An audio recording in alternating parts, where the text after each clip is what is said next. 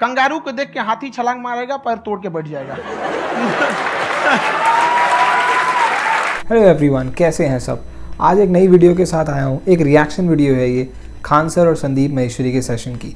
Khan sir Sandeep Maheshwari के session में गए थे। काफ़ी ज़्यादा मुझे लर्निंग मिली, इससे मुझे काफ़ी ज़्यादा सीखने को मिला, तो सोचा आपके साथ शेयर करूँ। आई होप आपको ये हेल्प करेगी। उन्होंने काफ़ी इनसाइट्स और काफ़ी लर्निंग्स के बारे में बताया, अपने स्ट्रगल्स के बारे में बताया। मेरे को काफ़ी ज़्यादा ये चीज़ अच्छी लगी और काफ़ी इंस्पायरिंग भी लगी, तो सोचा आपके साथ शेयर करूँ। तो चलिए स्टार्ट करते हैं। अपने कमेंट्स और अपने थॉट्स मैं इस वीडियो में रखूँगा। आई होप आपको हेल्प करेगा। तो चलिए स्टार्ट करते हैं। और अगर वीडियो अच्छी लगी तो एक लाइक ज़रूर कीजिएगा। कि ऑडियंस आपसे कुछ पूछे या इंटरेक्ट करे। मेरे माइंड में एक क्वेश्चन है आपके लिए जी। जो बच्चे हैं वो आपके इतने दीवाने क्यों हैं, इतने पागल क्यों हैं आपके पीछे? मतलब मेरे कमेंट सेक्शन में भरा पड़ा था खान सर कब आएंगे, खान सर कब आएंगे। मतलब ऐसा क्या जादू कर दिया आपने बच्चों के ऊपर? ये सवाल हम आपसे भी पूछते हैं, हमारे पे भी इतना कमेंट आया, इतना मेरे तो ऑफिस में लोग चले आए कि सर कब जा रहे हैं। अच्छा। क्योंकि हम लोग का तो एग्जैक्ट है, वही पढ़ाना है। हाँ। तो देखिए, हम लोग का मेन है कि बच्चों को जो जरूरत रहती है कि अगर लड़का पढ़ने आ रहा है ना, उसके मन में कोई डाउट ना रह जाए। हम उसको कहते हैं कि हम तुम्हें पढ़ा रहे हैं, दम है तो भूल के दिखाओ, याद करके नहीं।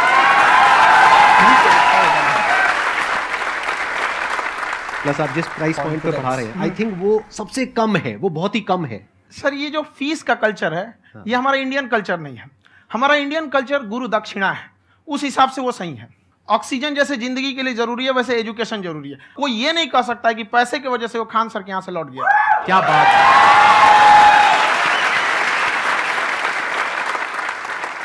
First of all I would like to say sir thank you so much to you and to your team कि आपने मुझे यहाँ आने का मौका दिया। एंड सर अब तक मैंने आपको सिर्फ फ़ोन या लैपटॉप में ही देखा है दोनों को, आज फर्स्ट टाइम लाइव देख रही हूँ तो बहुत अच्छा लग रहा है। तो मेरा क्वेश्चन ये है सर आपसे, जब हम लाइफ में कोई डिसीज़न लेते हैं कि हमें ये पर्टिकुलर चीज़ करनी है, और क्योंकि हम डिसीज़न लेते हैं तो हमारी आदत है कि पहले हम 4 लोगों से पूछते हैं कि तू बता तेरी क्या राय है, तू बता तेरी क्या राय है। तो उनमें से अगर कोई हमें कह देता है कि ये बेकार डिसीज़न है मत कर, तो हमारा माइंड कहीं ना कहीं डाइवर्ट होने लगता है और उसकी वजह से हम अपना डिसीज़न चेंज कर देते हैं। तो मेरा क्वेश्चन ये है कि कैसे हम अपने डिसीज़न पे स्टिक रहे, कैसे हम जो दूसरे के ओपिनियन है उनको अफेक्ट ना होने दें अपने ऊपर।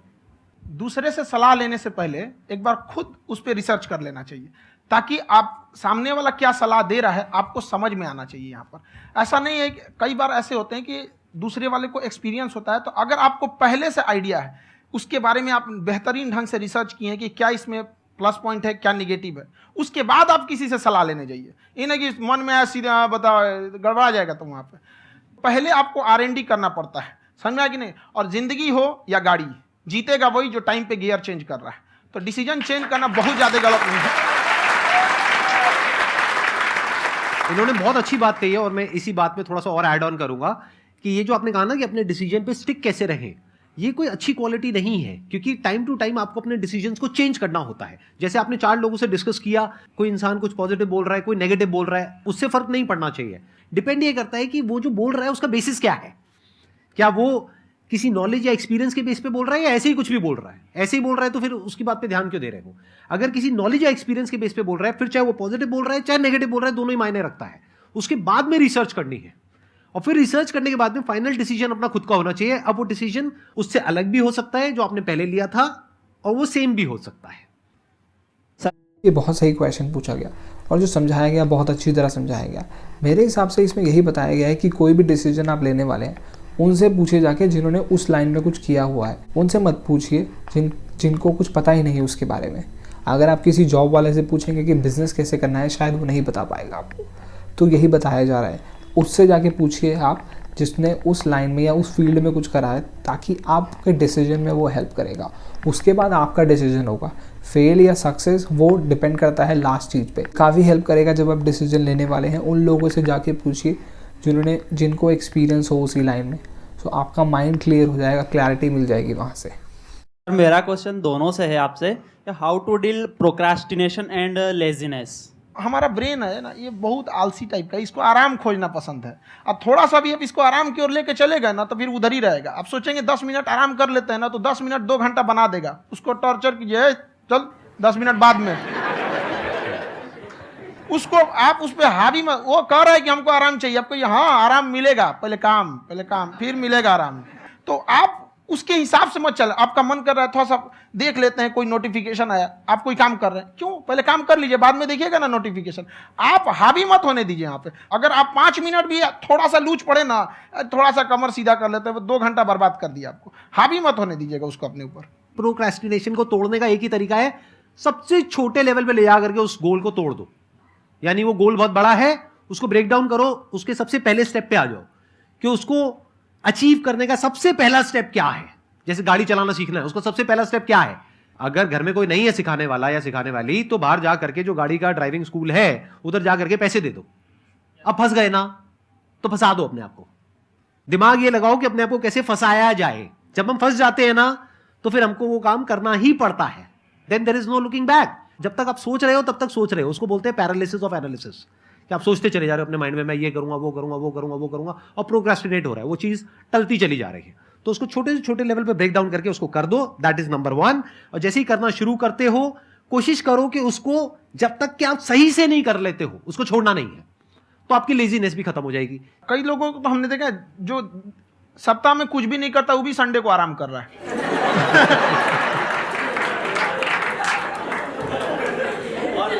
वैसे कहा भी जाता है कि अगर कोई काम आपको करवाना है ना, तो ऐसे किसी इंसान को दो जो बिजी है। हाँ। ऐसे आदमी को मत दो जो खाली है। ये परफेक्ट एग्जाम। किसी को भी आप देखिएगा जिसको आप कहते हैं कि मतलब थोड़ा ठीक ठाक आप समझते हैं कि नहीं ये बहुत आगे निकल, वो एक काम को खत्म करने के बाद कभी आराम नहीं करेगा। एक काम खत्म हुआ, उसको लगेगा हाँ एक खत्म हो गया, अब दूसरा करना चाहिए। और वही जिसको देखिएगा एक खत्म हो गया और आराम करना चाहिए, कभी नहीं, लाइफ में आखिरी सांस तक। यही बताया गया, प्रोक्रेस्टिनेशन को ब्रेक डाउन कर दीजिए। अगर आपको लग रहा है ये मैं कैसे करूँ, तो उसको स्टेप में बांट दीजिए, उसको सबसे छोटे लेवल तक ले जाइए कि स्टार्टिंग पॉइंट कहाँ से करूँ मैं, और अपने आप ऐसे अपने आसपास ऐसे सिचुएशन या ऐसे सर्कमस्टांसेस क्रिएट कर दीजिए कि वो होने ही लग जाए। तो हम एक और एग्जांपल ले सकते हैं कि आपको लगता है कि मेरे को जिम जाना है, मेरे को फिजिकल एक्टिविटी करनी है, जाइए और जिम की फ़ीस भर दीजिए 1 साल की। इसमें देखिए क्या होगा, आप जब फ़ीस भर देंगे सो आपके ऊपर प्रेशर होगा कि आपने फ़ीस भर दी और आपको जाना ही पड़ेगा जिम, राइट। तो इसी तरह अपने आप को उस सिचुएशन में क्रिएट या उस सिचुएशन में डाल लीजिए कि वो हो ही जाए, प्रोक्रेस्टिनेशन खत्म हो जाएगी। और जब आप उसको करते रहेंगे आपका इंटरेस्ट भी बिल्ड होगा, तो लेजीनेस भी चली जाएगी लाइफ से।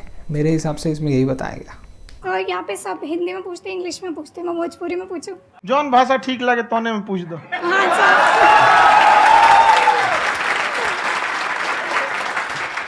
सर ये पूछे के चाहते नहीं कि जैसे हमने के पढ़ाई करे नहीं सर, तो कभी कभी डेली टारगेट्स जो होला वो कंप्लीट ना होला।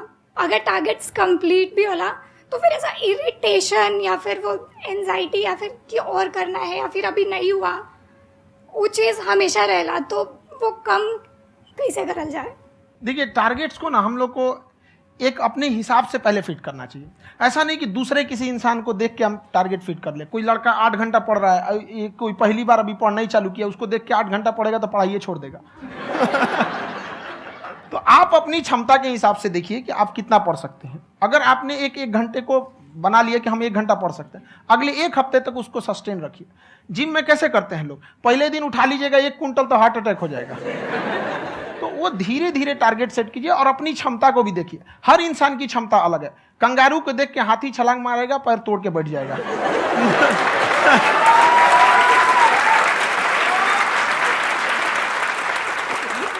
देखिए इसमें बहुत ही बढ़िया चीज़ बताई गई कि हमें अपनी कैपेबिलिटी को पता करना है। उसके लिए हमें ट्राई करना पड़ेगा, जाना पड़ेगा, चीज़ें देखनी पड़ेगी कि हमारी कैपेबिलिटी है क्या।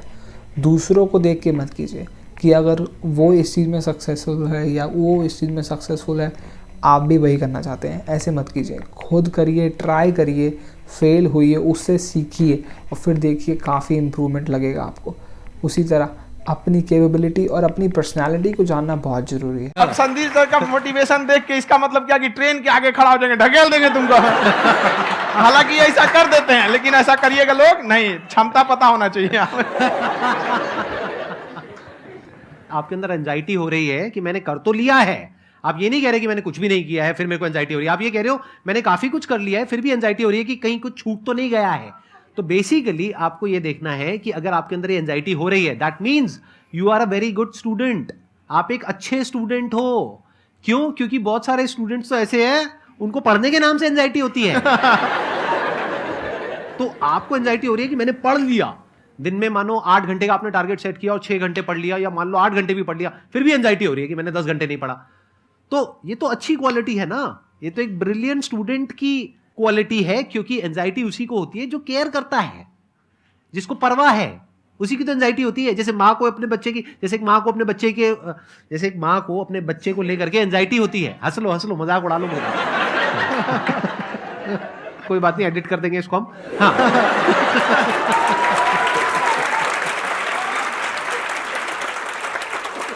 जैसे एक माँ है, उसको अपने बच्चे को लेकर के एंजाइटी होती है, थोड़ी सी भी तबीयत खराब हो जाए उसको एंजाइटी होती है, चाहे बच्चा ठीक भी है, डॉक्टर को नहीं होती है।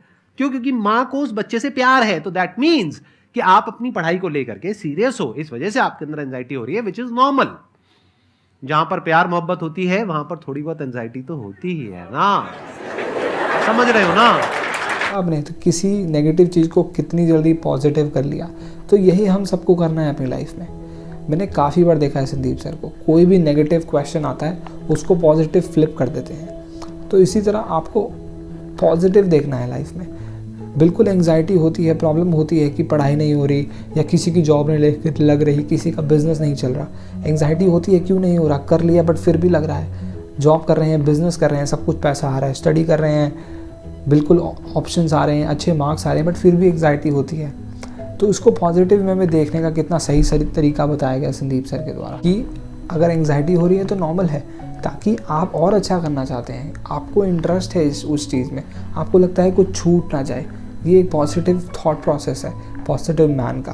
अगर आप में ये है तो बिल्कुल आप भी पॉजिटिव हैं, नहीं है तो क्रिएट करना स्टार्ट कीजिए, और काफ़ी हेल्प करेगा एज अ पर्सन आपको ग्रो करने के लिए अपनी लाइफ में। सो ये थी रिएक्शन वीडियो।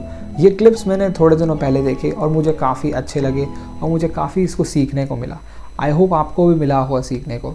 मैंने अपने थॉट्स रखे जो मेरे को समझ आया। आपको क्या समझ आया बिल्कुल कमेंट में बताइएगा। अगर वीडियो अच्छी लगी लाइक कीजिएगा, ऐसी वीडियोस के लिए सब्सक्राइब कीजिएगा। मिलते